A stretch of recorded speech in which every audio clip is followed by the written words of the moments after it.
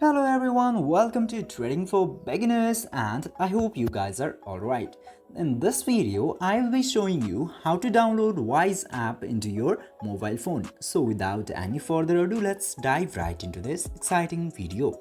Now, in order to download, you just simply have to open your Play Store application into your phone. Then, after opening the Play Store, just simply go to the search tab, which you will find into the bottom after the update. Then after that, search for Wise into here, and after searching Wise, this Wise application with green logo will appear. Just simply open your Wise application and tap to install. And after tapping into install button, it will successfully be installed into your device depending on your internet connection speed.